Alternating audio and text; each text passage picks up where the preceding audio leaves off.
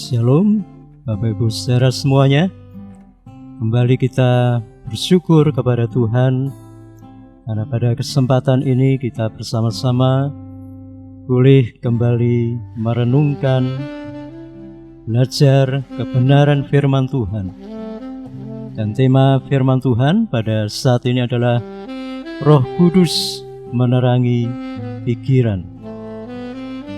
Firman Tuhan berkata di dalam Efesus 4 ayat 17 sampai 19, sebab itu kukatakan dan kutegaskan ini kepadamu di dalam Tuhan, jangan hidup lagi sama seperti orang-orang yang tidak mengenal Allah, dengan pikirannya yang sia-sia dan pengertiannya yang gelap, jauh dari hidup persekutuan dengan Allah.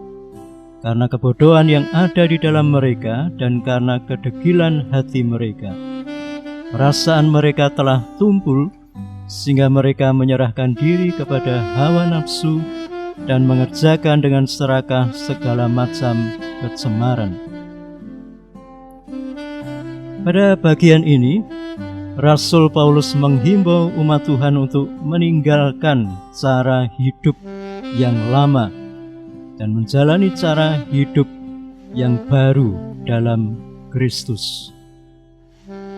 Bagian ayat firman Tuhan ini menjelaskan ciri-ciri orang dunia, yaitu hidup lama yang bergumul perkara tak bermakna.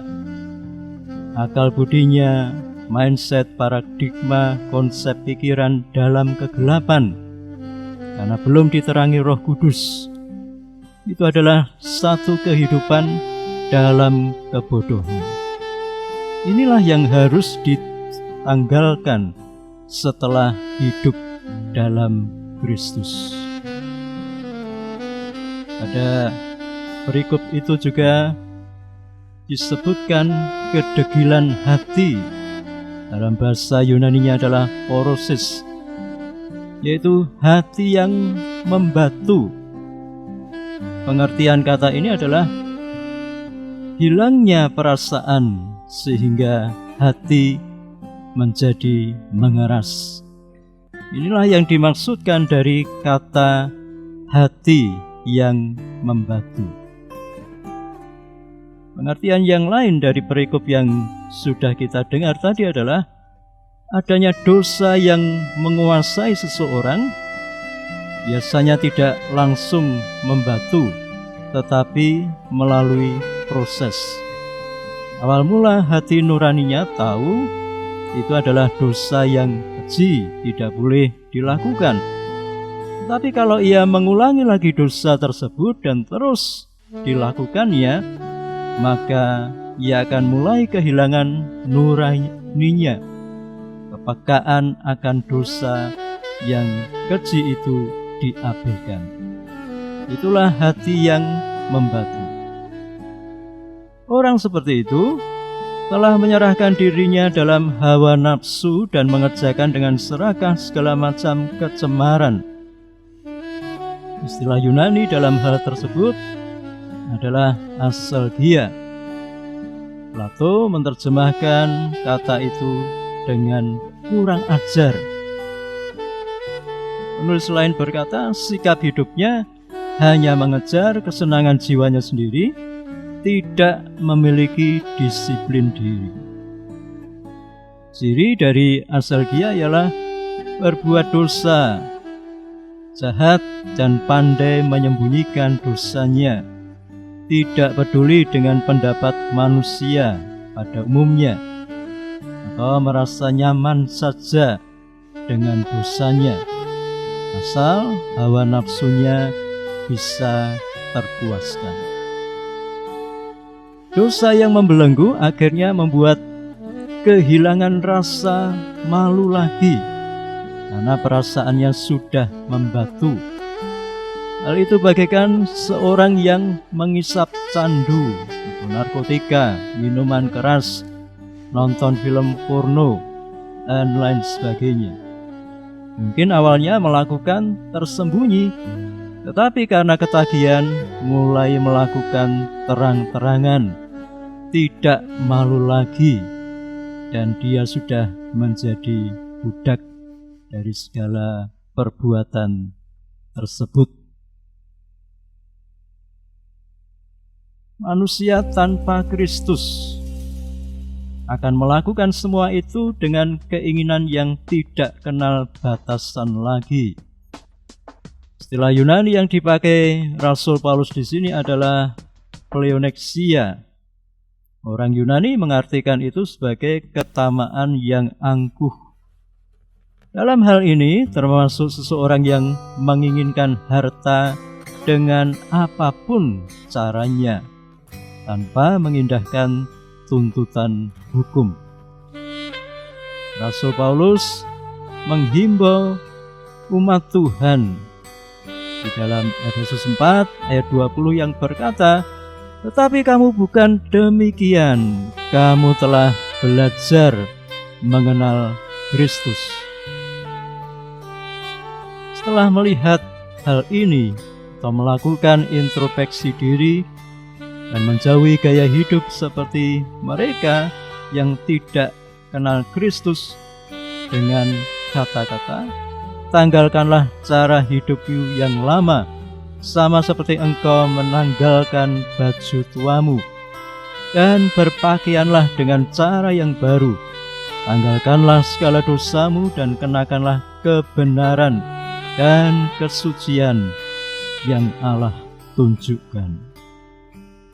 Pada bagian lain, Rasul Paulus mengatakan bagaimana manusia lama bisa mengatasi pergumulannya tanpa Kristus. Dalam Roma 7 ayat 24, firman Tuhan berkata, "Aku, manusia celaka, siapakah yang akan melepaskan aku dari tubuh maut ini?" Ketika Allah menciptakan manusia Adam, Ia menanamkan di dalamnya kasih dan sifat-sifat yang baik.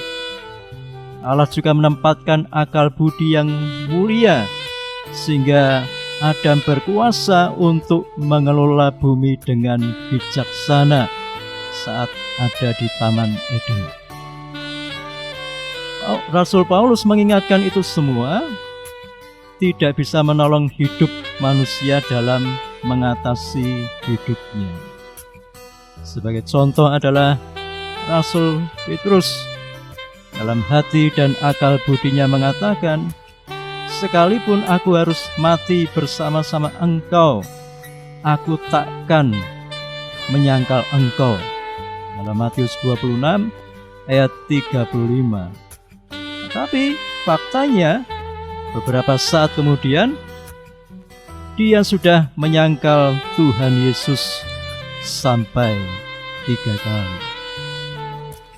Jadi kita bersyukur oleh anugerah Tuhan yang terdapat di dalam ayat 25 sampai ayat 26 yang berkata demikian, "Syukur kepada Allah oleh Yesus Kristus Tuhan kita.